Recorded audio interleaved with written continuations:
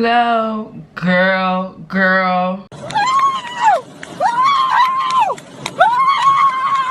Judge somebody else, I think, is what you best do. Judge somebody else. I'm not putting on a whole face because, girl, fuck that. I am about to do my little quarantine makeup, which is just putting a little brow gel on. Which, by the way, this e.l.f. brow gel is cool, but it dries up so fast. Like, you don't get a lot of uses out of it. I feel like after you use it a good 3 or 4 times, it's like, it's lost its juice. I don't know, it's weird. But it gets the job done in terms of just like giving me a little fill, a little shade, a little something to make it look like something. Where's my mascara? The fact that I really can't see without my glasses is actually not funny. Okay, so ting, part 2. Tell me what it is. What it is, no need to Girl, okay, that's how I feel right now, but let's get through this. Okay, so part 2 of my heartbreaks, headaches, and wait, what is it? Heartbreaks, heartaches, and headaches. So part 2 of my heartbreaks, heartaches, and headaches situation is basically just going to take you to where I am now. I'll pick up where I left off. Hold on, sorry, just taking my pants off. Don't need pants in the house. I'm taking them right the fuck off. Thank you so much, bye-bye. Okay, so here's the thing. Here's the thing about me, especially me at 21, 22. A bitch didn't know what a lesson meant. I didn't know what it meant to learn your lesson. Learn my lesson, bitch, what? I don't care nothing about that. It's a man out there for me. And so I would ignore obvious, you know, signs of a man being emotionally unavailable. And also, just to give myself a little credit, at that time I really didn't know what that meant to be emotionally unavailable. I didn't have the language at the time to really be able to, you know what I'm saying, figure that type of shit out. It was always just a feeling thing for me, just making sure that they're doing what they say they're gonna do. I'm big on actions, that's for anybody. You know, if you tell me you about something, then I'm gonna expect to see that. I don't care what you tell me. I don't believe nothing nobody say, okay? But if you're doing it and it's like, all right then. So basically where I left off, I know the relationship that's next, girl. This the relationship that turned it all around for me. I was minding my own business when I met this young man. And he was funny, and he was cool, slick talker, and very attractive. And girl swept me right above my damn feet, because I really thought this was it. This is it, this is the one. Don't we all? Like, I've never gotten into a relationship and not thought that that was my husband. I always think it's my husband every time. I feel like I said that in the last video, but I mean that shit. I always think that. So yeah, let me also say, I'm not one of them people who date just to date. Like, I date with the intention to be with your ass for the rest of my life. Hello, I'm a size, I don't know yet, but let's go together and figure it out. You know what I'm saying? Put her there. So yeah, in that last relationship, there is a story to be told. I was entranced. That was the first time I was really attracted to him physically. Attracted to a man. Girl, I can't even get it out. God damn. Nah, let me stop playing. I don't like this person like that anymore. Me and him are really super cool, but I don't romantically like him at all. That situation was the first time where I was physically attracted to him as well as loving to be around him. Like, it was always one thing or the other in the other situations. Well, that's kind of a lie. I don't know, this was just, he always made me laugh, and he was cute, and he always had something on him, if you know what I mean. Girl, we knew how to chill, okay? And so it was just always a good time. And I met him with my friends, so he was cool with my friends, and just like, he was just cool. And so Girl, after a year dealing with this character, I'm minding my own business. I'm fresh off of a photo shoot, you know, in my bag or whatever. You see me, I'm out here doing my thug thizzle. The photo shoot happened to be right by his house. So we was texting all day like normal. And I text him like, this shoot is right by your house. I'm gonna come to your house after this shoot. Didn't hear anything and didn't think anything of it because it's like whatever. Sometimes he don't respond, it is what it is. Text him again, he didn't respond. I called him after the shoot and he didn't answer. So now I'm like,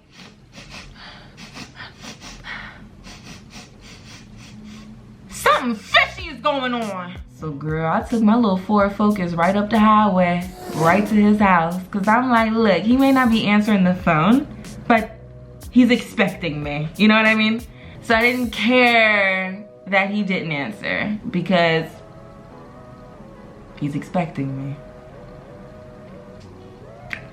Girl, I get off the exit, I pull up to his house, I don't see no lights on.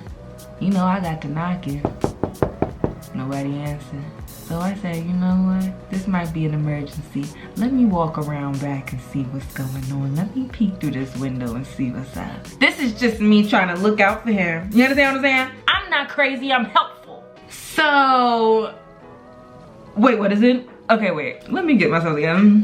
My hair is probably looking flat because I had it in this clip all day. I gotta do my hair today.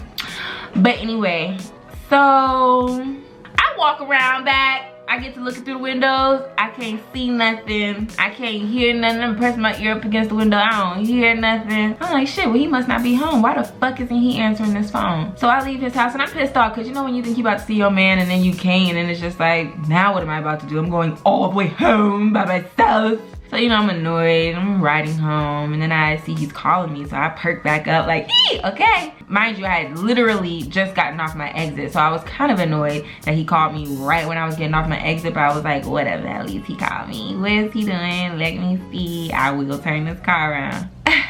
So I say, hello, and I hear, hello, who is this?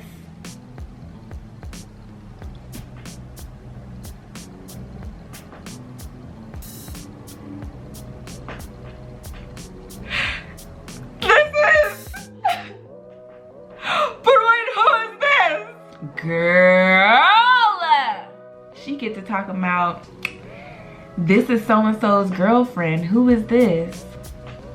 Oh my God. I'm gonna be honest, y'all, and tell you that I was just in a state of shock. Like, you know, you think you're gonna pop off and you think you're gonna, you know what I'm saying, really be checking bitches, but in that moment, I was in a state of shock. I said, oh, you his girlfriend? She was like, yeah, who is this? And I said, you called me, so you already know who I am. Girl, the clown. El Stupido is what my name is in that phone. We get off the phone. I am in shock, like I am stoic. And I'm still having to drive home. As soon as I got in the house, I mean, I was distraught. I think I fell to my knees. I had never felt that type of betrayal in my life. Not on that level. You couldn't pay me to guess that that's what was gonna happen. And so I was in a literal state of shock.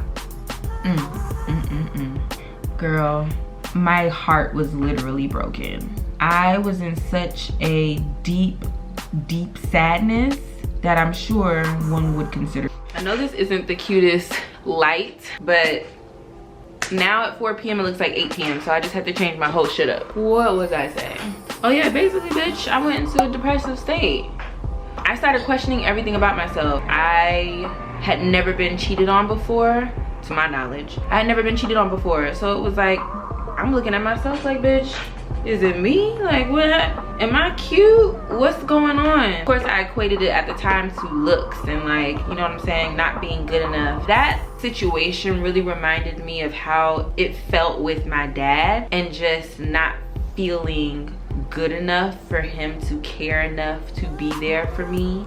And how I kind of correlated the two was like, you don't care about me enough to not fucking cheat on me. like, and it really made me take a deeper look at myself and figure out how could I make myself happy. Because what I noticed is that I was hopping in and out of relationships. There was never a break. You know, I was always talking to somebody, and it was really used as a coping mechanism and a distraction from the last situation. It's like, all right, this didn't work out, now I'm on to the next one. And I'm not gonna lie, okay? In many ways, that does make the time go by. Is it the healthiest thing to do? No, but we're not talking about health here. But yeah, it's not the healthiest thing to do, but that's what I was doing. And I noticed that after that relationship, like, damn, I'm always dealing with somebody. Now, I had some breaks. It was definitely in my friend group. Like, it was a joke that I, you know, was always the single friend. So there was a time where I wasn't dating someone, maybe for like a couple months, but still, I was always talking to somebody. After that heartbreak, that was a real heartbreak situation because I was really in shock. Oh, I didn't even tell y'all, bitch, call me McDonald, because my ass, I went right back to that motherfucker, okay? Yeah, you can call me Ronald if you want to, Miss McDonald if you nasty, or whatever. Yeah, girl, he called me a couple months later, and I went right back to what I was doing before. I was standing in front of that nigga's door looking a fucking fool. We had intimate relations one time when I went back, and I literally knew right then in that moment I can never do this again. I felt so I felt like, bitch, it's like I had an outer body experience. Like, wait, what are you doing? Why are you doing this? You don't need him. You don't need this. Get the fuck out of here. And that's exactly what I did. I took a good look at myself. I took a look at my surroundings, and I really asked myself, is this what the fuck I want? And is this what I need? And the answers to those questions were fuck no and fuckity fuck no. They were both no's. Hell to the hell no's. And so, you know, I packed up my stuff and I never looked back. A book that helped me, my grandmother, we be on the same, she be feeling me. She didn't know that this was all going on with me. I don't be telling my grandma my business like that. And she just so happened to send me this book called A Conversation with God, and it is a spiritual book. My grandmother sends me like every other day a scripture. Hey Mimi, love you. Love the word. When I started reading that book, it really opened the door to my spiritual awakening and my new relationship with God, which was very conversational and very comfortable.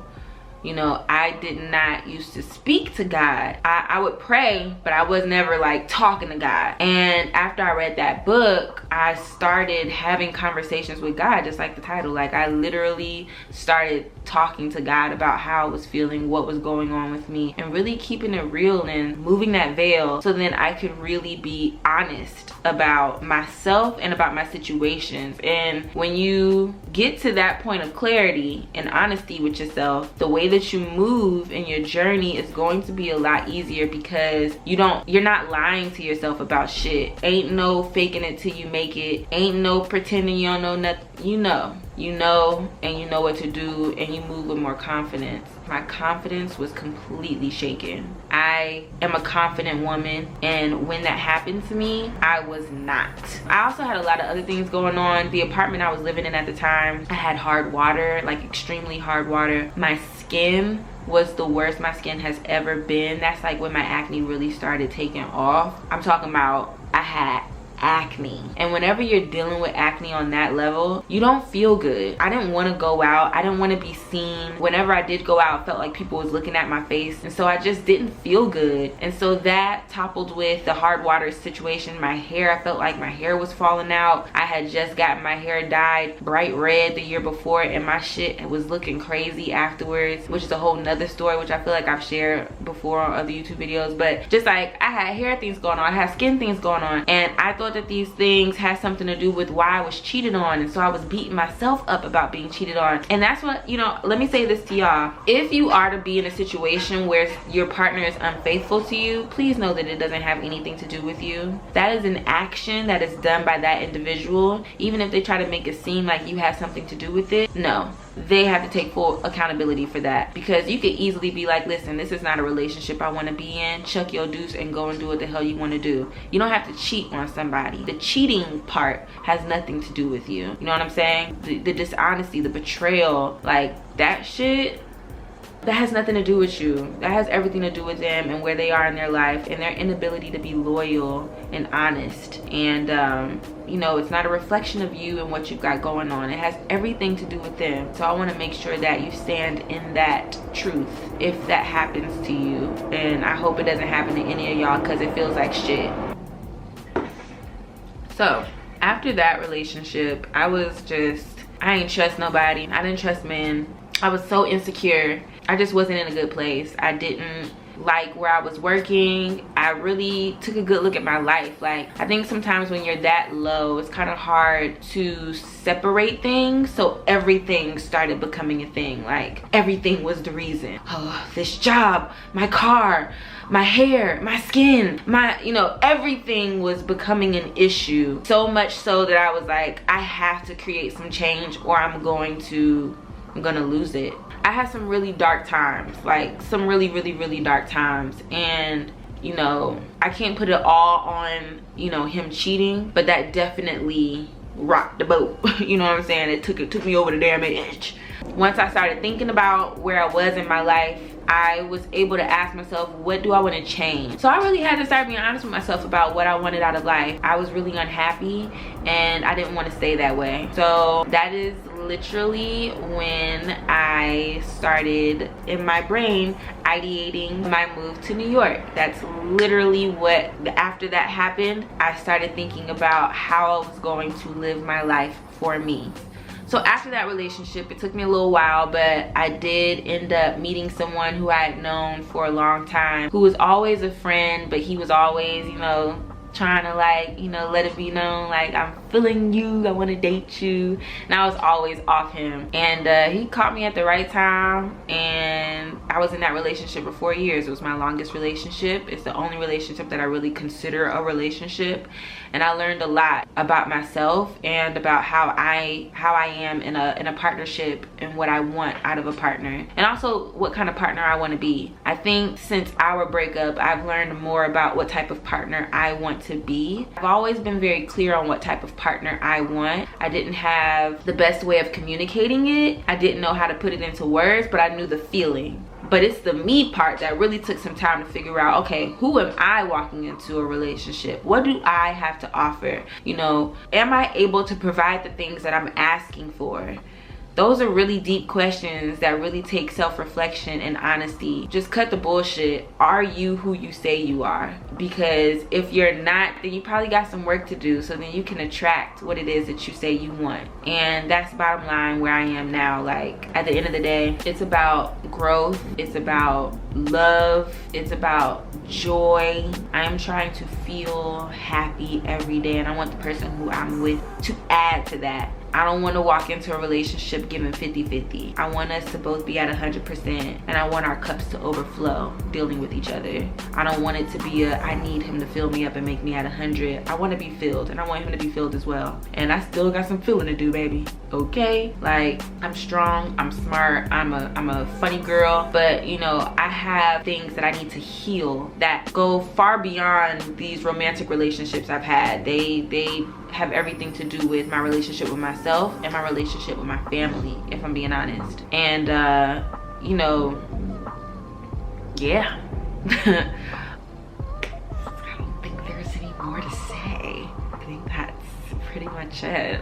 My goal when I made that first video was really just to share my romantic experiences, and what I realized after reading a lot of the comments was that a lot of us have gone through the same thing. Also, some of us need to hear other people's stories in order for us to not make those same mistakes, and also to learn more about yourself. Sometimes you don't even think that you're that type of person until you hear it in someone else, and you're like, oh wait, shit, that's me too. I do that same shit.